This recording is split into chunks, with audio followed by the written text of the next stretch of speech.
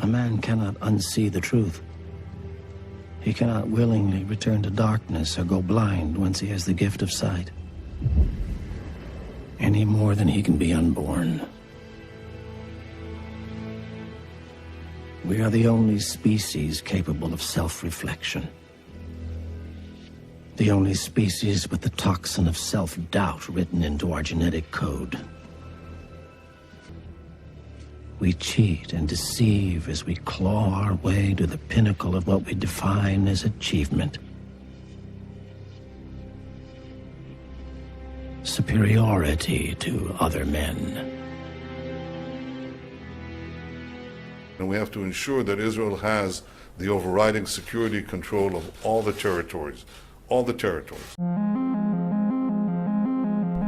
Try and remember everything you were taught about the Yazis. I apologize for my play on words, but I have my reasons. Adam Milstein, here's a little hypocrisy. Adam Milstein, who runs Canary Mission and is very close with Sheldon Adelson in the IAC. He's a huge Zionist that goes after anti-Semites all the time. He says, the State Department just updated the definition of anti-Semitism to include, quote, drawing comparisons of contemporary Israeli policy to that of the Nazis. Kudos to Pompeo and special anti-Semitism envoy Elon Carr. It's more clear now the BDS movement is disgustingly anti-Semitic. It shows the change. This is the definition of anti-Semitism that they're pushing everywhere, drawing comparisons of modern-day Israeli policy to that of the Nazis. So, remember everything you were told about the Nazis?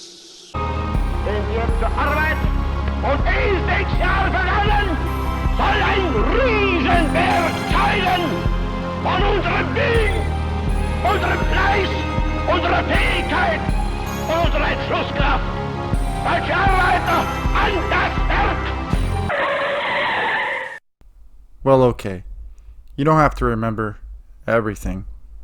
In 1945, the Americans set up a display table to show Nazi atrocities. It was a psych warfare operation featuring a lot of bogus items. Tattooed skin supposedly taken off bodies, a supposed human skin lampshade, which in reality is just a basic lampshade. But they really went over the edge of dumb when they put this on the table. We have a close-up photo. It looks like two shrunken heads originating from South America. Likely purloined from a German university anthropology collection at the end of the war. They are being used to frame the Nazis as head shrinkers. It's just so dumb. Film footage of this table was shown as evidence at the Nuremberg trial, and this head was physically sent to Nuremberg and presented as evidence. This exhibit, which is on the table, is a human head with the skull bone removed, shrunken, stuffed, and preserved. The Nazis had one of their many victims decapitated after having had him hanged, apparently for fraternizing with a German woman, and fashioned this terrible ornament from his head. If there was a functional Yazi! state today, how would you imagine it? Wouldn't it resemble an ethno-state? מאוד כואב, זה רק מראה שכמה חשוב לנו באמת כממשלה להגן על מדינת ישראל, לשמור על המפעל הציוני ועל הזהות היהודית של מדינת ישראל. זה בעצם המאבק. המאבק הוא לשמור על הבית היהודי שלנו פה, על המדינה היהודית שלנו, על המפעל הציוני. They used to be employed legally, caring for elderly Israelis. But temporary work visas are only granted under strict conditions. Romantic relationships are forbidden, and so is having children. My employer found that I'm pregnant. When they found that I'm pregnant, they fired me. So I lost my visa, I lost everything. That's the time that I'm illegal here in Israel. Benjamin Babayov is a member of Eli Yishai's Shas party and a Tel Aviv city councillor. He also sees these children as a threat to the Jewish state. מדינת ישראל היא שייכת לעם היהודי, זה אך ורק שייך לעם היהודי. אין לנו עוד מדינה אחרת ללכת. וחייבים לשמור פה על הרוב היהודי במדינה ולמנוע את כל ההתבוללויות שיש בכל המצבים האלה.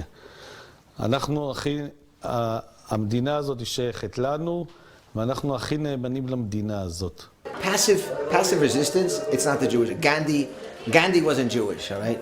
Why should we, as Bible-believing Christians, support the nation of Israel when the nation of Israel won't even allow a Christian to immigrate to their country? If you want to immigrate to Israel, you have to renounce the name of Jesus Christ. So for someone to become an Orthodox Jew or have the right of return, they have to renounce Christianity, for example. They do. You think the government would be religiously justified in burning churches? Not burning, we need to take it out. Not to burn, it's to take it down. We don't have a place here for churches. Why are you against assimilation? Again, it's a Jewish law, so if God tells me to don't go with Goy or Goya. You can't be a Jew and a Christian. It's one or the other. And I presume you condemned what happened last week in the Beit. My people are dying every day, so I don't have tears to my enemies. So with regard to the modern state of Israel, it requires the renunciation of one's former religious affiliation. It requires a number of rituals that are designed to cleanse one of their prior religious affiliation. Why the Goyim, the idol worshippers? Why are they mezoamim? What's mezoamim? Mezoamim means they're impure. Their natural state is being impure. Goy's natural state is impurity. Someone who's not a Jew doesn't just automatically have an invitation to immigrate to Israel. Not as a citizen. Not as a citizen. Correct. So in order to be able to immigrate to Israel, they would have to renounce Christianity in order to become a citizen. And they'd have to be converted by an Orthodox rabbi. I get asked a whole lot, Ken, why is it so hard to convert to Judaism? You have to go through a pretty rigorous process. You see, the Jewish faith is one of the very few faiths that does not believe that everyone should become part of that faith. If you're a Gentile, you can still have a very meaningful relationship and still have a part in the world to come. יעבדוך עמים, יעבדוך עמים, ישתחוו לחלומי, יעבדוך עמים. It says here, יעבדוך עמים. The lands will work for you. How about Jewish-only roads? This is the thing that's flipping me out right now. With everything we've seen for 2 days, with people we talk to, I'm touched by that. I know that story. I know that, but this is really bizarre. Yes. This is genuinely strange. What? It's a dead city? It's the dead city, but who owns the city? Yeah. And their feeling of, I'm protected, I can do whatever I want. Exactly. And that sense of where the boundaries are. I mean, it's exactly what the Old South was in America. Blacks knew where they could go. They could drink from that fountain. They couldn't go over there. They couldn't eat in that place. It was well understood. You didn't cross it, and when you get your head beat in, or you get lynched. Israel has a permit system which restricts travel for ethnic Palestinians in the West Bank, limiting where they can live unless they obtain permits from the Israeli government. These checkpoints aren't all that dissimilar from South Africa's pass system, which restricted movement for blacks. Well, to be fair. To be fair. To be fair. To be fair. It makes sense to have segregated roads when they lead to Jewish-only towns. They do not allow Arabs here. They say this is how it should be in the Kingdom of Israel. I envision the whole people of Israel living on the land, within its true borders, which include much more than we have. Both sides of the Jordan, parts of Lebanon, parts of the Sinai. Settlers believe they have a divine right to the land in the West Bank and Jerusalem, the that see themselves as the flame holders of Israel's future. These nationalists are also religious fundamentalists. Every single place and every single land, every little spot, everything is the Jews. Not a single piece for other people, only for us. And we won't give anybody else, just for us. That's what we believe. But one has to take into account, I think, your Bible. Christians as well as Jews can go read the Bible and find out who God promised the land to is clearly the Jews and the descendants of Abraham, Isaac, and Jacob. And we are those descendants. The Arabs are not. פה זה המדינה שלי. לא, זה לא נכון. פה זה ארץ ישראל. לא נכון. פה זה ארץ שלי. זה של אבא שלי. האדמה הזאת היא של אבא שלי. האדמה הזאת היא לא של אבא שלי. של אבא שלי. האדמה הזאת... הנה, זה האדמה הזאת... ניירות, זה של אבא שלי. האדמה הזאת זה שלנו, של ארץ ישראל. של יהודים. אתה יודע טוב.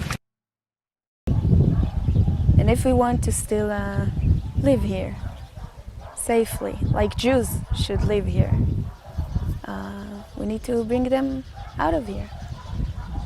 But can you see it from their perspective, if some of them have lived here for generations, how they might feel like this land belongs to them?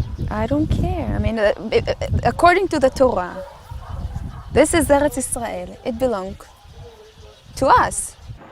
But these sprawling communities are widely considered illegal under international law.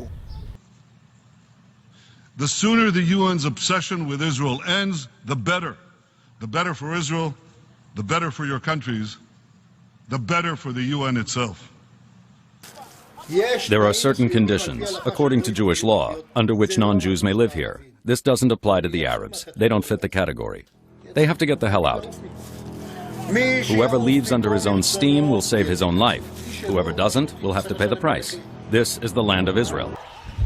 They don't have the right to stay here. גוי ויהודי אסור להם לאכול אפילו על אותו שולחן.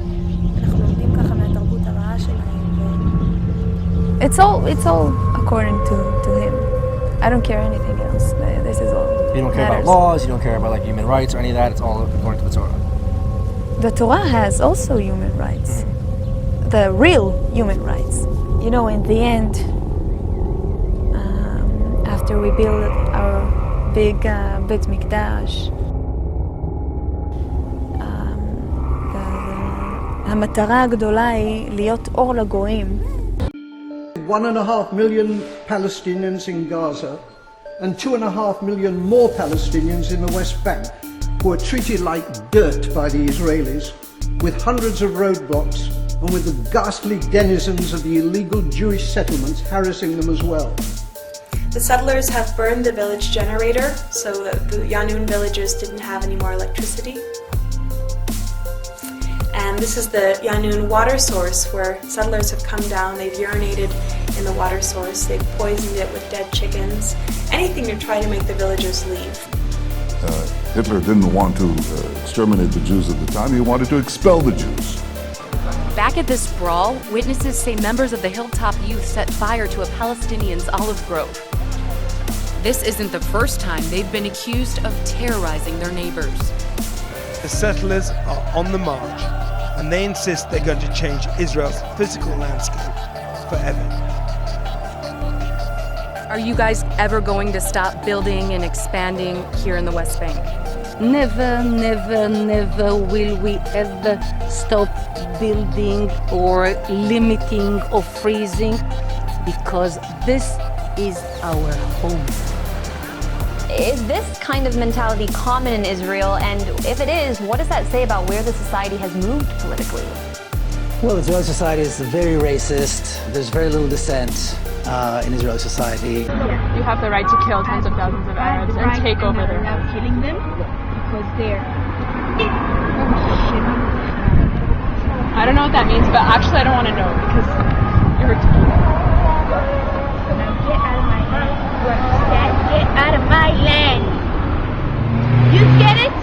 So you're proud of what your daughter's doing? Yeah, I'm proud of it. That Pacific actually did, I'm proud of it. I'm proud that she cares enough about her people and about her land that she's willing to to put herself in harm's way. The rabbi has provoked a storm of controversy by publishing a new book in which he appears to authorize the killing of non-Jews who are accused of posing a threat to Israel. The rabbi writes, In any circumstances where the presence of a Gentile causes danger to Israel, it is permitted to kill the Gentile. In addition, he says, in cases where there is a strong suspicion that someone will continue persecuting Jews, it is permissible to kill him, even if at this moment he is not actively persecuting. While other settlements are fenced in, the people here prefer a different approach: deterrence. The Arab knows that when a Jew fences himself in, the rest of the land is his. We want to prevent that. He puts his plow next to the Jew's fence and starts plowing all the way to his village, and that's unacceptable. If I don't have a fence, it confuses him. Our fence, in fact, goes as far as an M16 can reach. The range of an M16 bullet is our fence.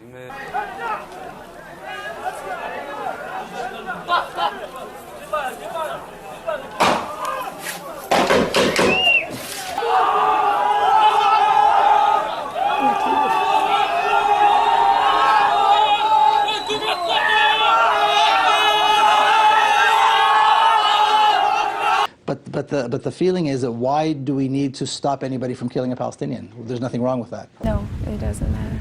Because they sit here. Because they believe it's theirs. They're all involved. And for you, that's guilty enough, just being here. That makes them guilty, yeah. Yeah, that makes them guilty. And hopefully, you will be at peace with yourself. Okay? I wish the best for you. You get out of my land! I wish the best for you. Trying to break your camera? Listen, you. Yeah? Okay, buddy. If you're doing it, stop it. Get some help. This is land they believe was promised to them. To Palestinians, they're occupying invaders. Try explaining that to a little girl born and raised here.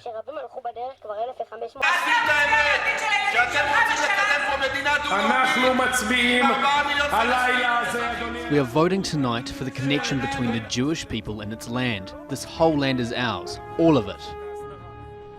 The implication is that Jewish lives are precious, but the lives of Palestinians do not count. For those who remain inside the borders of Israel, the new regime codified into law the superiority of Jewish settlers. Israel legalized the theft of Palestinian homes and land.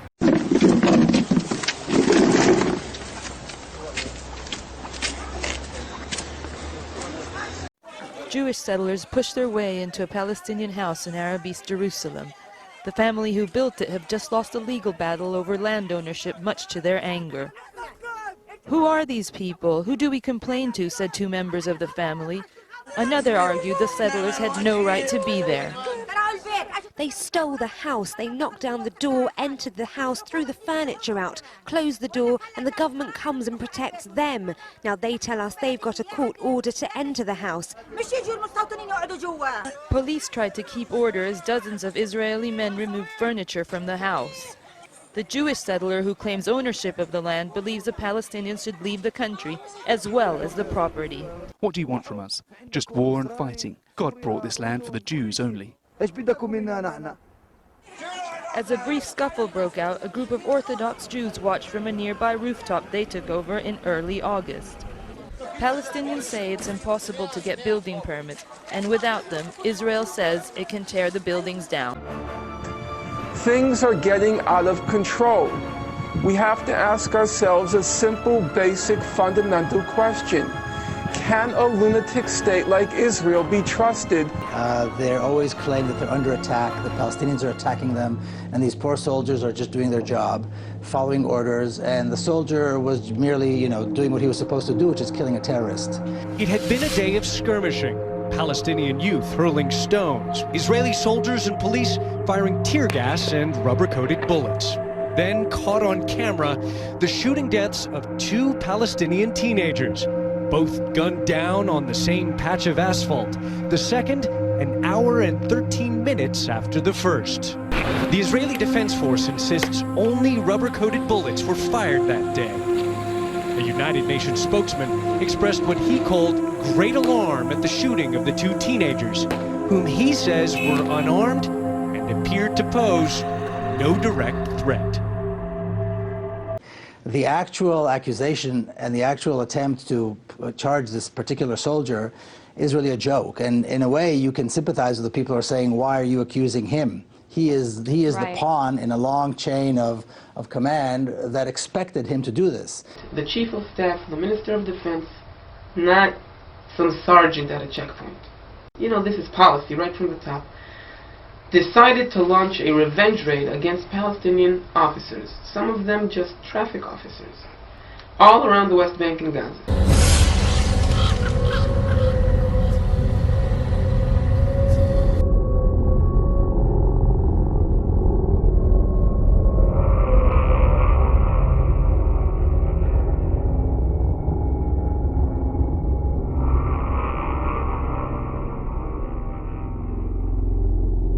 Geographically had no connection whatsoever to the place that was attacked by the night on the IDF checkpoint.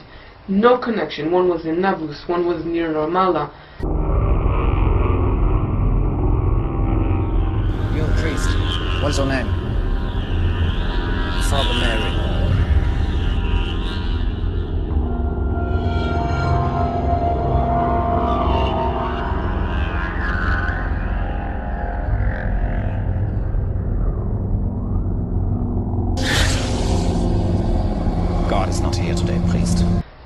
And they just attacked, and the orders were just go there, shoot to kill. And in the briefing by the commanders, by the high-ranking commanders, commanders of units, brigade commanders, they were told that this is revenge. We are going to revenge the blood of our soldiers.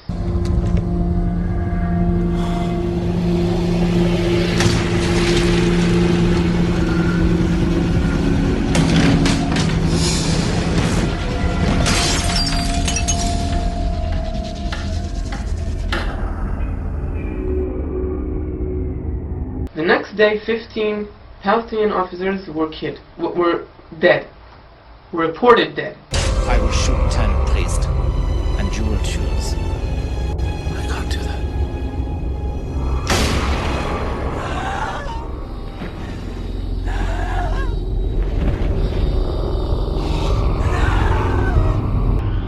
And they just attacked. I will kill them all.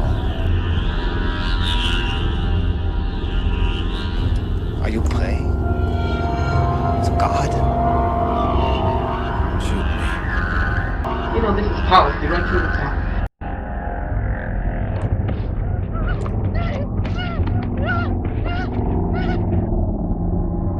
God is not here today, priest. This is revenge.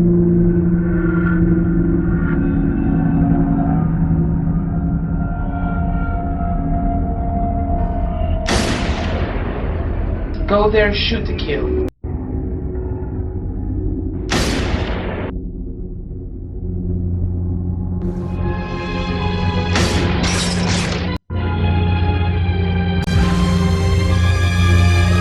This was policy. People sat down in offices, convenient, comfortable offices, and decided to kill people as revenge. And the next day, 15 people were reported dead that had no connection whatsoever to the attack on the IDF. I was brought up as an Orthodox Jew and a Zionist. On Sky News a few days ago, the spokeswoman for the Israeli army, Major Leibovich, was asked about the Israeli killing of, at that time, 800 Palestinians.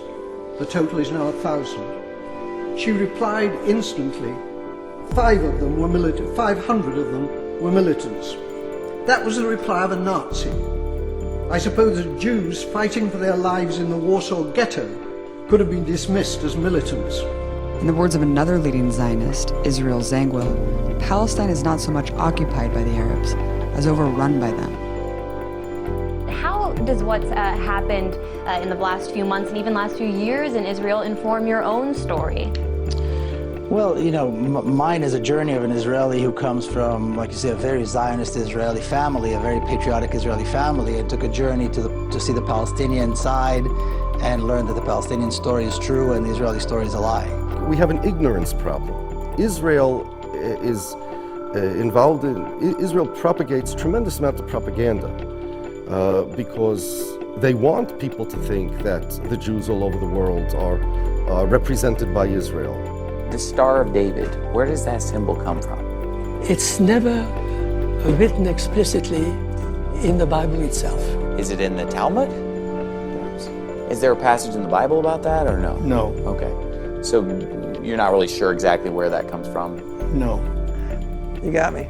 Nobody knows, Yeah, huh? I don't know, I'm not, yeah. Because I know it's called the Star of David. Yeah. Does it have anything to do with David? No, I don't think so. Naftali Bennett wrote on his website that any insult to Benjamin Netanyahu, in context he was talking about the president, is an insult to all the Jews all over the world. Reason being is because Netanyahu is not merely the Prime Minister of Israel, he's this is what he said, the leader of Jews all over the world.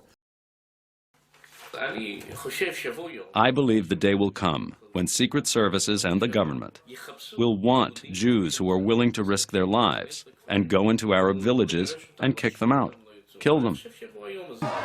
We as Jews, we are opposed to the whole concept of Zionism. We want Zionism to cease to exist, and then there will be peace once more in the Holy Land, like before there was Zionism. Zionist settlers began purchasing this land in 1882. Many evicted its indigenous people to build the first settlements. Despite Jews, Muslims, and Christians living in relative harmony for thousands of years, this sprouted immediate tension and conflict. Israel was born out of Jewish terrorism. To make sure that humanity never, ever forgets. From its founding through the first half of the 20th century, the Zionists remained an extremely small minority among Jewish people. The ideology was rejected by both religious and secular Jewish people, who agreed that anti-Semitism was a great danger, but that they should organize to defeat it in their home countries, rather than by mass exodus to another people's land. Many argue that exporting entire Jewish populations from Europe was in essence acquiescing to the demands of anti-Semites. But Zionism, however marginalized, became a fervent political movement, led by its proclaimed father, Theodor Herzl, an Austrian atheist. Leader in the settlement movement, Ben-Gurion, who would become Israel's first prime minister and mascot for Tel Aviv's airport, wrote about the early days. We were not just working. We were conquering land. We were a company of conquistadors. From 1920 to 1939, the settler population rose from 10 to 30%, and there was no confusion about what they were there to do. As Gurion himself said, "We must expel the Arabs and take their places." This ruthless approach of the Irgun was so popular in the settler consciousness that one of its head commanders, who presided over many massacres, would later become Prime Minister of Israel, Menachem Begin. Albert Einstein and dozens of other Jewish academics and icons published a letter in the New York Times describing Begin's movement as a political party closely akin in its organization, methods, political philosophy, and social appeal to the Nazi and fascist parties. President of the Jewish National Fund, a group designated to reclaim the land of Israel, Joseph Weitz, wrote in 1940, "There is no room for both people in this country. And there is no way, besides transferring the Arabs from here to neighboring countries, to transfer them all. We must not leave a single village, a single tribe." Senior Israeli officer Yosef Namani wrote that in some villages, Palestinians greeted them with white flags and food. After seeing them executed, he said, "Where did they come by such a measure of cruelty? Like Nazis? Is there no more humane way of expelling the inhabitants than such methods?" A shocking 500 Palestinian towns and villages were ethnically cleansed and razed to the ground. The rubble would be the foundation of the new Israeli settlements. Moshe Dayan, a military commander in the 1948 war and national icon, stated, "Jewish villages were built in the place of Arab villages. You don't even know the names of these Arab villages, and I don't blame you, because the geography books no longer exist. Not only do the books not exist, the Arab villages aren't there either. There is not one single place built in this country that did not have a former Arab population." And as Israeli historian Ilan Pape explained, these acts took place in the context of an ethnic cleansing that carried with it atrocious acts of mass killing and butchering of thousands of Palestinians, who were killed ruthlessly and savagely by Israeli troops of all backgrounds, ranks, and ages. Terrorism is terrorism, and standing behind it is radical Islam and its desire to destroy its victims. The time has come for the world to wake up and unite in order to defeat terrorism. Faithless Jews who don't fear God can call me a terrorist. I don't care what they say about me. I only care what God thinks. I act for him alone. They believe they are acting out God's will. At the very least, there aren't any parts of Israel that would introduce racially segregated schools, right? מי מאמין שבית המקדש ייבנה בשנים הקרובות? מה יש שם עכשיו על בית המקדש? אז מה יקרה עם המסגד? יישבר? אם מכן פגש בשנה האחרונה ילד ערבי? איפה פגשת ילד ערבי? ליד הכותל. דיברת איתו? לא, הוא דחף אותי, אבל לא. ומה קורה כשאתם רואים ילד ערבי? מה אתם מרגישים? פשוט זעם. זעם? מה קורה כשאתם פוגשים ילד חילוני? למה אתה מוכר? למה אתה שומעים על חרדי? מה הוא מפסיד? הוא לא הולך. כשאתם חושבים על ירושלים בעוד 10 שנים, כולם חרדים? לא כולם חרדים, ערבים חלק חרדים. כולם יהודים, יש גם ערבים שהם... תהיה משיח, הבנתי, כן, מה אתה אומר? שמלחמה, כל הערבים ימותו, וחלק מהם יהיו עבדים. Violent racism among Israel's youth has been growing steadily for some time. A mob of angry teenagers attacked a Palestinian street cleaner in Tel Aviv, yelling Arab at him. They beat him over the head with a bottle, causing severe damage to his eye. An Arab and a Jewish teacher were recently beaten up when they exited their car, and an Arab commuter was attacked while waiting for a train. They tend to exercise twice as much risk-taking behaviors, attacking innocent people just because they are Arabs with no provocation whatsoever. And that's very typical to people who feel in survival mode. Blame the Arabs. That's the name of the game. So anytime that there's a problem that comes up in society, it can be blamed on Arab folk. I'll give you an example of what I'm talking about. So what are causes of death in Israel? We think of Israel in our imagination as a place of war and a place of terrorism, and certainly that is the case, but it's somewhat magnified in our perception. In reality, causes of death in Israel are similar to most Western countries, various diseases. You have to go down to the 70th or 80th cause of death to get to death because of war, death because of terrorism. In fact, it's much greater chance of dying in a car accident in Israel than being the victim of a terrorist attack or a military attack. So now that I've kind of stepped away from the inside of the Israeli society and slightly looking from the outside, it's shocking,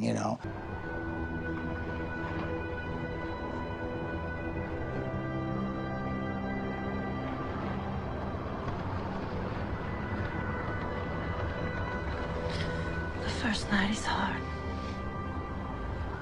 Sorry, I don't mean to keep you up. No, it's fine.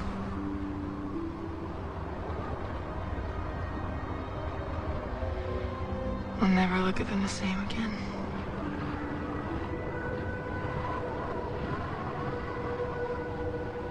Tahir Abu Ras, whose organization works to advocate civic equality in Israel, says the incitement and violence are a product of Israel's discriminatory legal and planning systems. First it was the bullets, then the tear gas, and now this. It's probably the worst smelling substance you will ever smell in your entire life. It's important to state that this material has never been used against Israeli Jews. We turn now to Gaza, where Israeli-imposed restrictions continue to limit electricity to barely 4 hours a day, creating a humanitarian catastrophe for its 2 million residents. Mass soldiers armed to the teeth interrogating children in the night. It's a reality of life for many in the West Bank. A video emerged showing Israeli soldiers raiding Palestinian homes and targeting children. كل ولد البيت لهون كله نايم كله نايم كله لهون كلهم صغار وين نجيبهم هون سقف كل ولد لهون.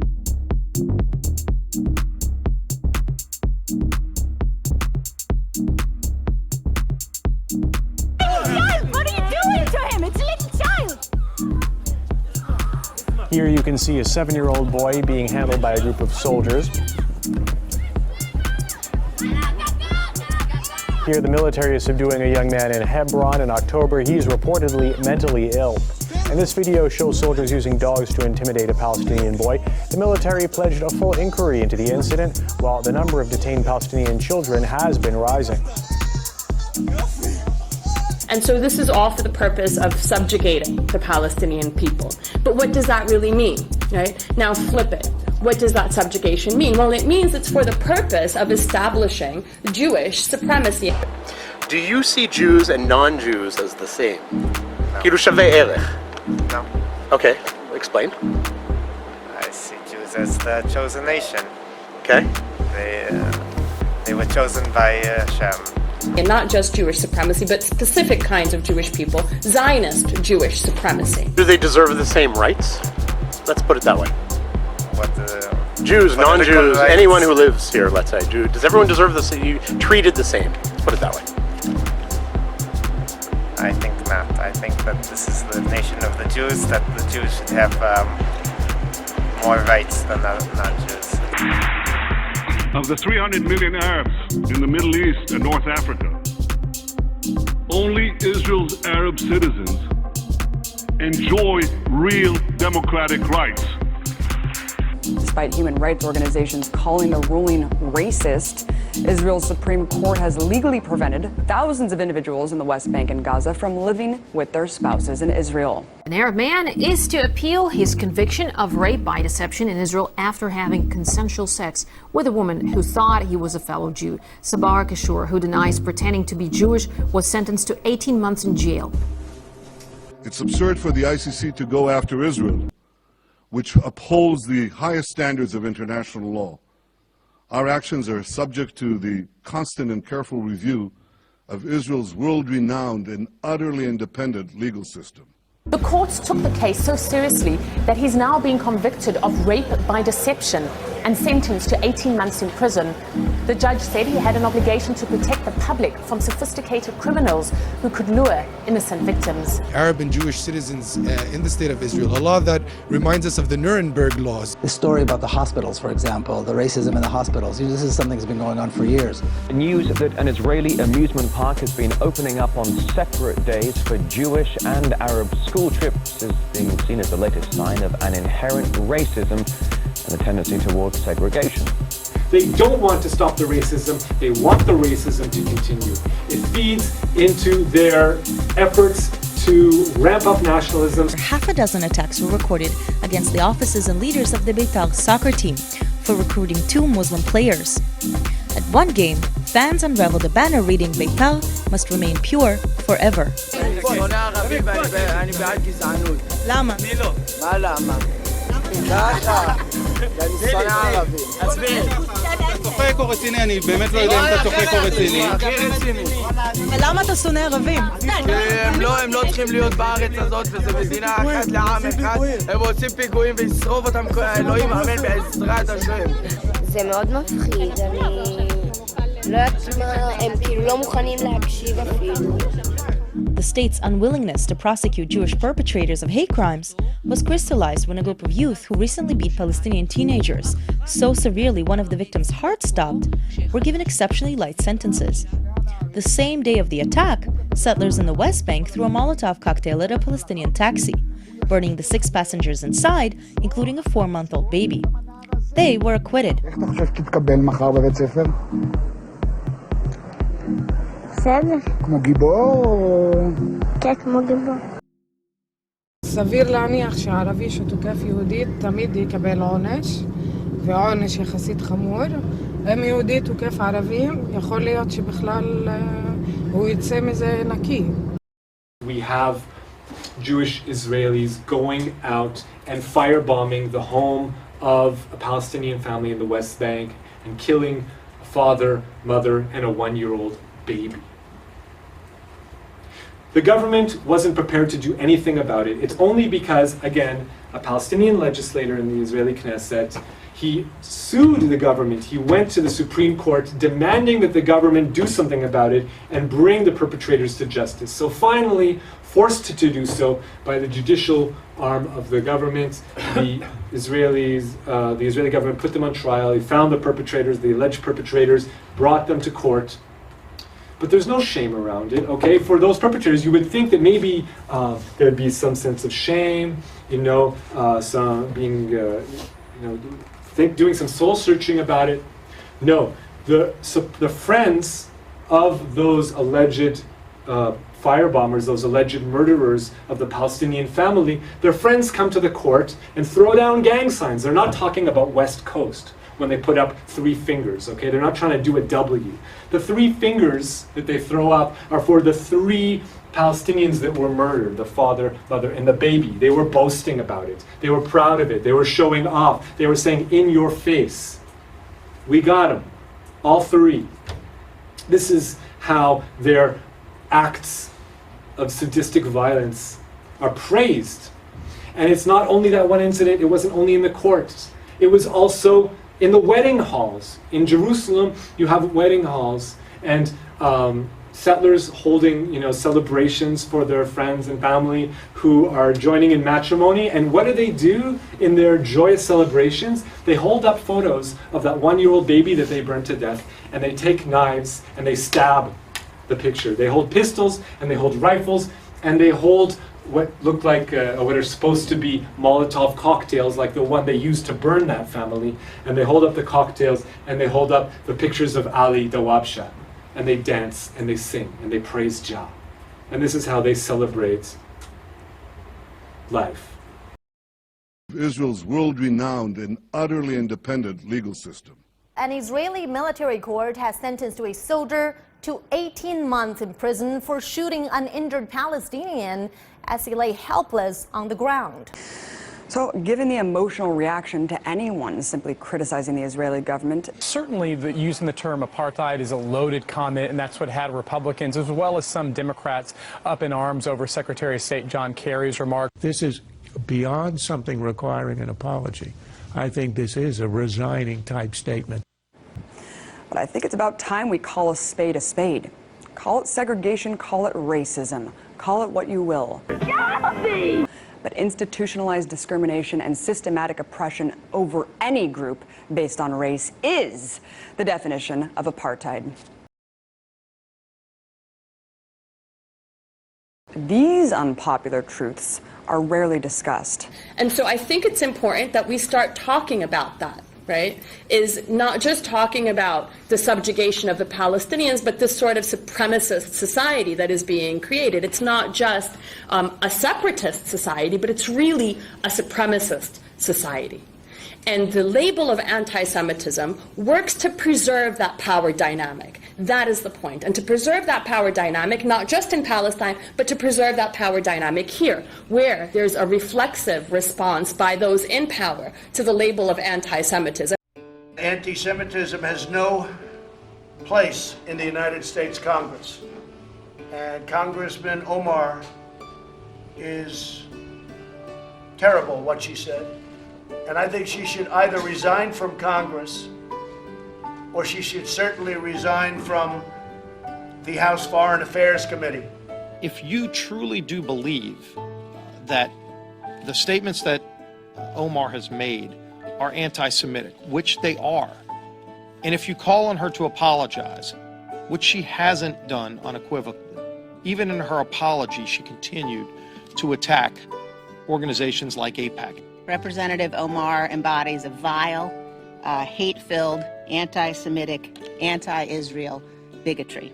She continued to attack organizations like AIPAC. No one in America, no one in this world should support anti-Semitism. It is growing throughout the country. We see it in different parts of the world as well. Reports have been coming back showing the growth. Congress should not be a place that it grows. Congress should be a place that sets an example.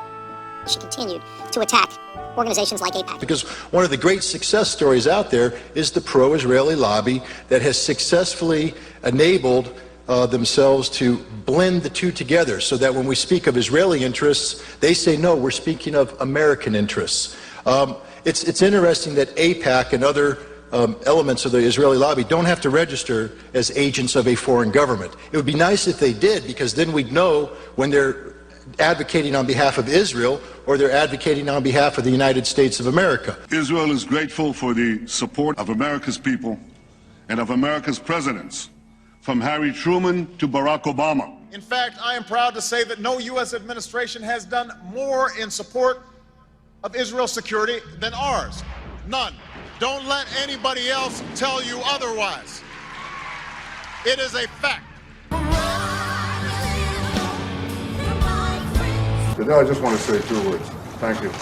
Thank you for everything you've done for Israel, everything you've done for Israel, for recognizing Jerusalem as Israel's capital, for moving your embassy there, for recognizing our sovereignty in the Golan Heights, for recognizing our rights in Judea, Samaria, the heartland of our biblical homeland, for the unprecedented security and intelligence cooperation between our 2 countries. I think, Mr. President, the list of your support for Israel, the things you've done for Israel since you've become president is very long, but the bottom line is short. You have made our alliance stronger than ever. We were established for the establishment of Israel. Anyone who holds a biblical view that the Jews are no longer God's chosen people is labeled by the media as an anti-Semite. With one voice, we vow to crush the monstrous evil of anti-Semitism whenever and wherever it appears, and we're working very hard on that. And I can tell you that we have a lot of people in government working very, very hard on that, and we appreciate their work. It's not easy. I've known the president and I've known his family and his team for a long time. And there is no greater supporter of the Jewish people and the Jewish state than President Donald Trump. I think we should put that to rest.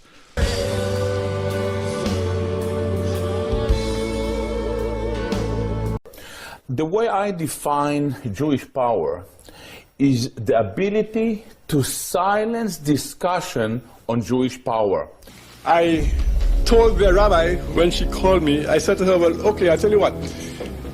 If you think that this book is racist and anti-Semitic, and I ought not to be teaching it, you know, she wanted to come to my office to have a meeting with me. So I told her, well, I have a better idea. Why don't you come to my class? If you think the book is so awful, I will give you an opportunity to come to my class and to talk to my class directly about how awful this book is. I will let the class read the book, and then I'll let them decide for themselves whether what you said was true or whether what I say that the book is, you know, a straight, you know, factual account of the Jewish involvement in the slave trade is correct. You know, this, to me, for anybody genuinely seeking truth, would have been a golden opportunity, you know, to bypass me and come direct to my students.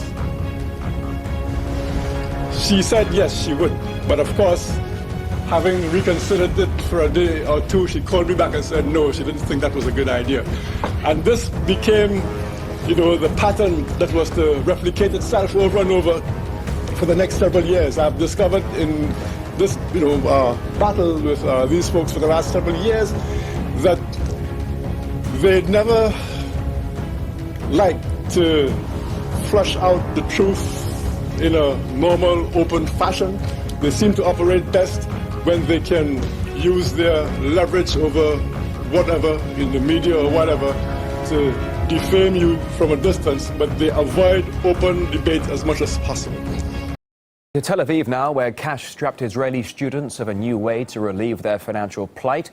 They can get easy money by simply posting positive tweets and clicking the like button in all the right places. This after authorities came up with the idea of offering youngsters salaries and even scholarships for the protection of the government's interests and fighting anti-Semitism on the web. Public opinion against Israel is at an all-time low. Recent wars with Gaza and the seemingly never-ending occupation have left the country waging a PR war. The new student sales force will share a PR commission pot of nearly $1 million. And in universities across the country, they'll eventually even receive scholarships for waging Israel's digital diplomacy. So you're basically turning a human being into a human commercial. Uri Agnon is a second-year philosophy student who says he won't be signing up. He's angry with his government trying to tell him what to think. Instead of trying to make Israel a good democracy, for instance, giving out scholarships for people that will try to make this place a better place, he gives out scholarships for people to say that it's a good place. You know, I basically told them that I was, you know, a historian. I had to take the facts wherever the facts took me. I explained to them that I had been teaching this course at Wellesley College for 20 years. I had dealt with the involvement of Christians and Muslims, even African collaborators in the slave trade. You know, wherever the facts took me, I went. I had become aware of the Jewish involvement, and I saw no reason why anybody should object to my dealing with the Jewish involvement. And I asked them rhetorically, you know, who were they? Who gave them the authority to come into my classroom to tell me what I should teach, what I should not teach? And who were they? People who claimed to have been the victims of great suffering. Who, you know, what kind of authority did that give them to come and try to, you know, introduce this kind of extreme censorship into my classroom? You're goddamn right. This is a kind of censorship, and it's happening all over the place. We need to be aware of it. It's very dangerous, of course, because the very people who are paying for what's happening don't know what's happening. And so, you know, you don't have to take my word for it. I tell people, do your own research. You know, I didn't believe it when I first heard it. I did my own research, and that's what I recommend for other people to do. Today, you have a lot of evangelical Christians in America that are very pro-Israel. Very. Christians are just really zealous in their support of Israel. Now, has it always been that way throughout history, or is that a newer phenomenon? No, it hasn't been that way through history. Traditionally, Christianity was essentially anti-Semitic. The phenomenon of the Christian Zionists is relatively recent. They maintain that the Jews are God's chosen people and will always be God's chosen people. They use the term the apple of God's eye. And that's a more recent phenomenon? Yeah, I'd say a few hundred years, as far as I know. That does not go all the way back. Right. Replacement theology has played a very important role in Christianity. So today's evangelical Christianity is saying that we must bless Israel if we want God to bless us. Yet 2 John teaches that if we bless those who deny the Son of God, we are a partaker of their evil deeds. The present Israeli government ruthlessly and cynically exploit the continuing guilt among Gentiles. Israel's fight is our fight. We are one. We are united. We will not be discouraged. We will not be defeated. We will not be intimidated. We will not sit down. We will not be silent. We are the worst nightmare of the anti-Semites of the world. As an American, I will tell you, Hezbollah does not threaten the national security of the United States of America one iota. So we should not be talking about using American military forces to deal with the Hezbollah issue. That is an Israeli problem, and yet you'll see the New York Times, the Washington Post, and other media outlets confusing the issue. They want us to believe that Hezbollah is an American problem. It isn't, ladies and gentlemen. Hezbollah was created 3 years after Israel invaded Lebanon, not 3 years after the United States invaded Lebanon, and Hezbollah's sole purpose was to liberate southern Lebanon from Israeli occupation. I'm not here to condone or sing high praises and virtue for Hezbollah, but I'm here to tell you right now, Hezbollah is not a terrorist organization that threatens the security of the United States of America. We have to get the people of our country, of this country, to love Israel more. I have to tell you that. We have to do it. We have to get them to love Israel more, because you have people that are Jewish people that are great people. They don't love Israel enough. You know that. You know that. Unfurled a banner and spoke the truth about what's going on in Israel. The war crimes and occupation, oppression, and inequality that Palestinians are suffering from must end. And it was absolutely despicable to see our Congress pandering to Netanyahu as if he was the President of the United States. Madam Deputy Speaker, my grandmother did not die to provide cover for Israeli soldiers murdering Palestinian grandmothers in Gaza. We recognize Israel's right to defend itself and that it is right for America to stand with you. Therefore, it is time for America to embrace the words of Senator Joseph Lieberman and consider a military preemptive strike. I've been in Gaza when it was bombed by Israeli jets, F-16 fighter jets, and seen the pieces of shrapnel which they made in Dayton, Ohio, on the ground that left scores of Palestinians, including, most of all, civilians, including children, either wounded or dead.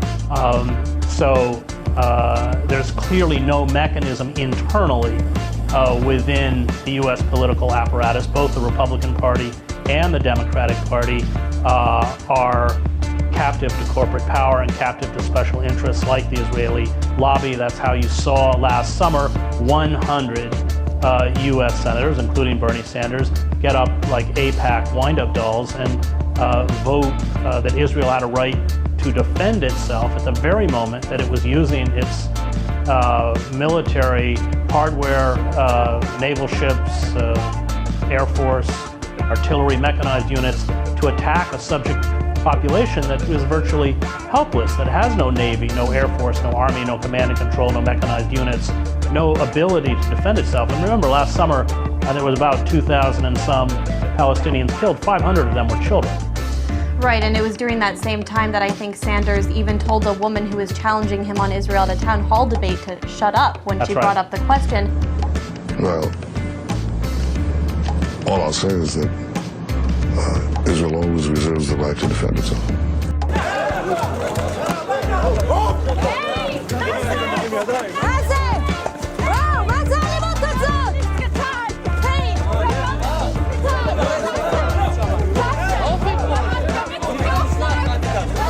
And any talks about trying to bring a peace between Israel and the Palestinians is absurd, because Israel will never allow peace to happen. Israel has to have the residual military control. That's my view. It hasn't changed. If you read the Israeli papers every day, they talk about, should we attack Gaza? Should we attack Lebanon? Should we attack Syria? Name me another country in the world that falls into that category. Well, that's a lunatic state. Israel would point to a number of its neighbors and say exactly the same thing. No, you show me how many countries has Iran planned to attack? No, let's ask a simple question. How many countries in the last 10 years has Iran attacked? When you look... No, that's a fair question. How many countries in the last 10 years has Iran attacked? When you look at the history of Israel, do you not have some sympathy or understanding, people would ask, as to why they feel threatened and why we're not talking they about why they feel threatened. We're talking about a country that every 2 or 3 years goes to war. And if you follow the press as I do, every day they talk about, let's attack this country, let's attack that country. That's not normal. And when I call it a lunatic state... So why is it that the Israeli people vote in this government that you say is responsible for that? I think it's a regrettable fact. I don't say these things with glee. I'm not happy about that fact. As the American economist and Nobel laureate Paul Krugman put it in the New York Times last week, he said it's perfectly obvious Israel's headed towards national suicide. It's become a crazy state. And he says it's not good for Jews, it's not good for the world where Israel is headed. And you can see another rocket going in from Israel, slowly making its way, presumably a precision-guided missile coming into the northern part of the Gaza Strip, and it seems as though the bombardment has been very much in Beit Lahia. Now, the sound that you are hearing here, we're on the top of the hill, and I think you can probably see there are lots of Israelis gathered around who are cheering when they see these kinds of Israeli strikes. And it is an astonishing, macabre, and an awful thing, really, to watch this display of fire. We can have peace between Israelis and Palestinians in a non-Israel, in a non-Zionist, non-apartheid regime that will hopefully come soon. But Israel will never allow that to happen, and Israeli society is a deeply racist society.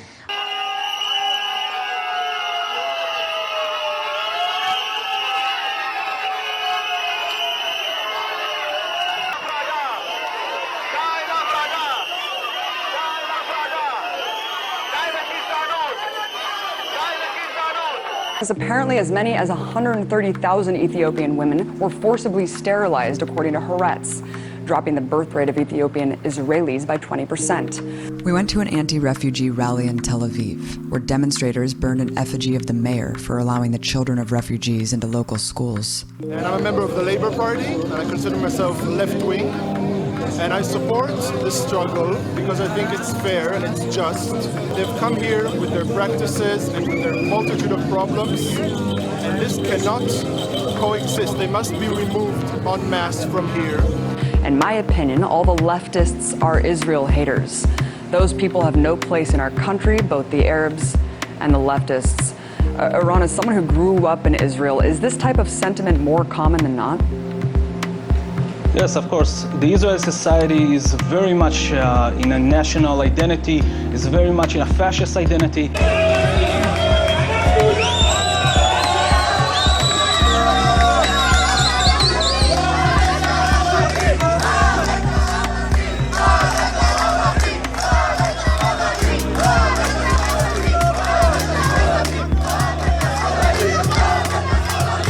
It's actually like Nazi talking. That's what was said about me when I was a boy, a Jewish boy in Germany, under the Nazis. But we need to ask ourselves the real questions, like why is that? Why is nobody talking about what is the interest to stuff like taking more land from Palestinians, or grabbing more settlements, expanding the settlements, or attacking in Gaza, like the last offensive, the last massacre in the summer of 2014 right now. I think people should ask themselves, because the beneficiary of this situation are not the Israeli public, it's not the kids in the school, it's not the fascism in the street. The people that really get something out of it is the people that run the country. And not only Israel, also here in the US and people in Europe. What do you think about Israel as a Jew that you are? Are you Jewish? I'm Jewish, yeah. And what do you think about Israel? Can you be more specific? What do you think about the land of Israel that was given to us 4,000 years ago, but not 1948? What do you think about Israel as a whole? First of all, I feel about Israel, and then I think. So I love Israel because I was born here, and I'm the first generation to be born here in Jerusalem. My parents and grandparents all moved from one place to another in the world. So I feel very committed to this place. But then again, lately I feel and I think it's a difficult place for me, because the principles I grew up on, the values I grew up, do not match what's happening here. The world is silent while the Jews or the Israelis harass, humiliate, and steal away land from the Palestinians. And the world is silent. And I want to awake the world, because any criticism on the policies of Israel is hampered and made impossible by a terrible trick and crime of Israeli propaganda, that any criticism on the politics of Israel comes out, is induced by anti-Semitic feelings. And our main purpose is to show to the world that we are Jews and we are conscious Jews, and we want to show that you must criticize Israel if you at all want anything good for the Jews in the world, because what Israel is doing is destroying the Jewish world and the Jewish heritage. But some in the Zionist project were even willing to sacrifice their own. From 1951 to 1952, there was a series of bombings in Baghdad, Iraq, against synagogues and other Jewish targets, causing dozens of casualties. A group called the Zionist Underground was found responsible by the pro-Western Iraqi government. This is confirmed by former CIA officer Wilbur Crane Eveland, writing, "In an attempt to portray the Iraqis as anti-American and to terrorize the Jews, the Zionists planted bombs in the U.S. Information Service Library and in the synagogues. Soon, leaflets began to appear urging Jews to flee to Israel. Most of the world believed reports that Arab terrorism had motivated the flight of the Iraqi Jews, whom the Zionists had rescued, really just in order to increase Israel's Jewish population. In 1954, a similar operation was carried out by the Israeli government itself. this time for regional ambitions in Egypt. They orchestrated a number of bombings on U.S. and British civilian targets, planning to blame Arabs and communists. What, you an asshole? Israel has the right to defend itself. Israel has the right to defend itself. Израиль имеет право себя защищать. Israel heeft die recht om haarzelf te verdedigen. Israël a le droit de se défendre. לישראל יש את הזכות להגן על עצמה. Israel heeft het recht tot zelfverdediging. İsrail har ett rätt att försvara singure. İsrail'in kendini savunmaya hakkı var. 以色列有自卫的权利。 Israel has the right to defend itself. Israelilla on oikeus puolustaa itseään. לישראל הזכות להגן על עצמה. זה מה שאנחנו עושים. So besides the fact that this entire argument is not true, is based on a lie. So this lie is about 100 years old. It was interesting. I was at AIPAC a few weeks ago and was talking to a guy from Texas who is a big supporter of Israel, just an American guy, and he said, I want any American to go to Israel, and they tell us here that it's so unsafe, but it's a great country, you know, it's very safe and secure, and I thought, oh, that seems to contradict actually what a lot of people say in trying to justify these kinds of attacks. Israel's actually doing something pretty controversial. They're moving forward with proposed legislation that would make it illegal to use the word Nazi. But the fascinating thing is that it passed in Parliament 44-17. So it's not like someone just decreed this and everybody went along with it. People really support this. I wonder why. The time will come. I fear the time will come that unless Israel changes its ways, we may be watching a different kind of revenge porn in the future. Put these headphones on right here. You're gonna watch a trailer for the show, and we just want your honest reaction to it. All right, we're doing this. Wake the fuck up! I need that to be my alarm clock. Hello. With the natural fro, I like it. Ooh, something bad about to Those are happen. some very deep existential questions for a fucking Nazi. Existential. We will purge this country of the filth. Oh, this road about to be dope. You went to a matchmaker to put together a group of Nazi hunters. Yes, sir. But he gotta die. How did Nazis get into the States? How did Nazis get into the States? 4th, 2011, when Benjamin Netanyahu addressed a joint session of the United States Congress and received 29 standing ovations, along with many other outbursts of sycophantic applause. It was the final nail in a coffin, the construction of which began long ago, and in it all remaining vestiges of democracy were joyfully laid to rest by those sworn to protect it, as it became clear that the United States was now controlled by enemies inside its gates. I like the vibes, I like the afros, I like the old school cars. It's going down. Let us get to cooking these Nazi motherfuckers. Nazis. Boy, this is crazy. Oh! Oh! I love all the blood. I'm the monster under your bed. Oh, I like this. Whoa, I'm gonna have bad dreams about this. Cross them off then. Fuck you. Whoa. Oh my God. Go back, go back, go back. Oh, they put a torch on his nuts. Oh my. There is a They're psychopaths too, the ones that are hunting. This shirt is silk! Yeah, don't with this silk shirt. Yeah, we don't like you. And again, and again. Slice. Why is the guy drinking blood with milk? The back of her throat! That's overkill right there. Okay, everybody say cheese! Cheese. Damn, yo.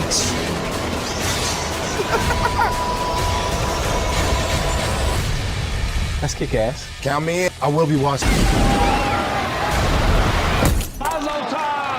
This is too much for me, man. Yeah, this is too much. I'm trying to work on my cussing. That trailer ain't helping.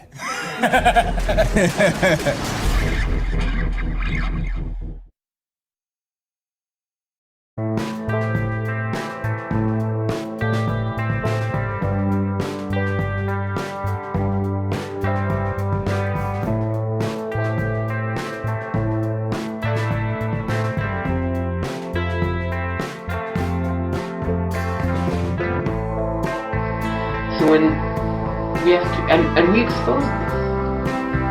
And then, you know, we weren't expecting something dramatic to change, because when people ask me, don't you think something should happen? Of course I think something should happen.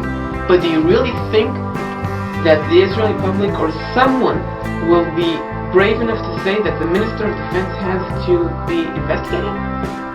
That the Chief of Staff has to be investigated? This is not a 19, 20-year-old or even a lieutenant that should be investigated. This is the system.